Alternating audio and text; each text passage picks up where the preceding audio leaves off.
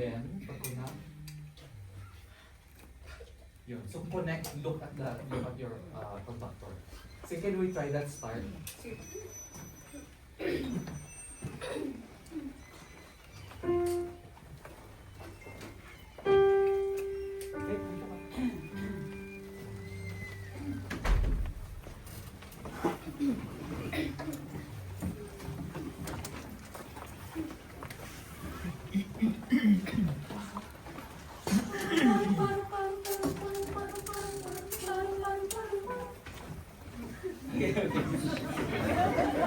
Also, ayan, isa pang sakit ng mga Filipino choirs natin.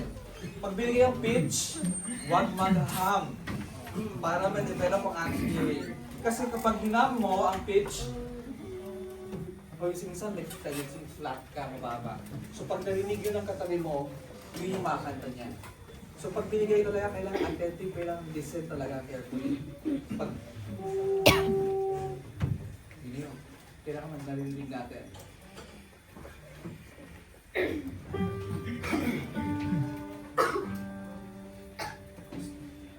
No humming, no humming.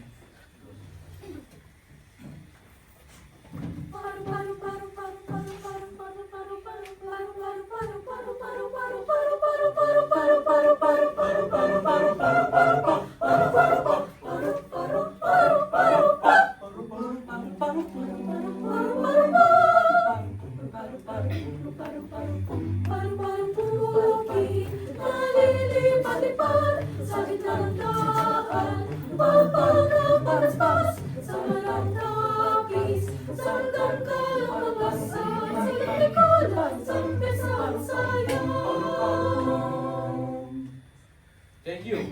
Ayan. Better inspired, ha? Tapos yun nga. Ang stiff pa naman. Hindi kayo move a little bit. Para mas, and also smile. Kasi yung, when we smile, there's that natural warmth already. Natalo. Kasi, bukid. May biglang may warmth na kagad doon when you open up. No? So, tapos, and then kailangan yung mga small butterflies, yung duet natin. Kasi iba kumanta. Again, sabi ko kanina, di ba, kailangan our whole body is an instrument. So from our standing, from our posture, of course, syempre, paano lalabas ang sound kung nakaganon tayo kumanta. Di ba? So as simple as just open your mouth. Hindi naman kailangan parang. Kasi, listen to that. I didn't change the volume. Inopen ko na yung music. So yeah, so we sing We Are La Vida. So we can open our mouth. And then,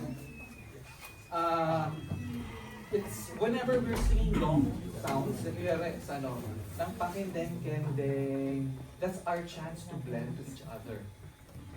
Like yung last chord. Ayun nga, iba-iba tayo ng vowels. So that's what we need to do also to uniform our vowels. Iba, ang pakindeng-kendeng. Imagine nyo paano mag-blend yun.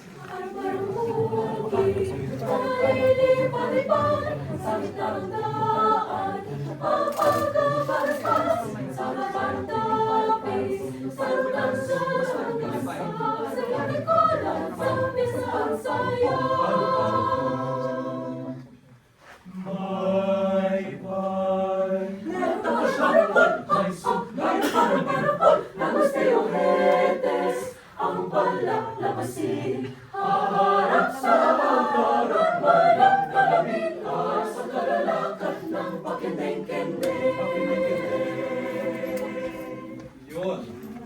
the chord thing. And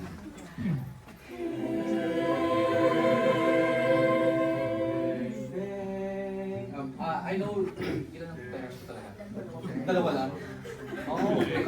Really, double to that one. Para hindi lang paulit-ulit. And then you also give a different feeling to the to your audience. Okay, I think you just have to siguro nga morning lang pero but yun nga eh. Whenever you perform. So hindi tayo share kasi how many times have you sung this one? So many ways. Once pa lang? Okay. Yeah. Oh, that's good. Ayan, so whenever you perform, treat it as your last performance. So kailangan, kahit na ganito, yung setting natin, you should enjoy it and we give it to our audience. Also, syempre, kailangan i-enjoy. Okay, thank you very much.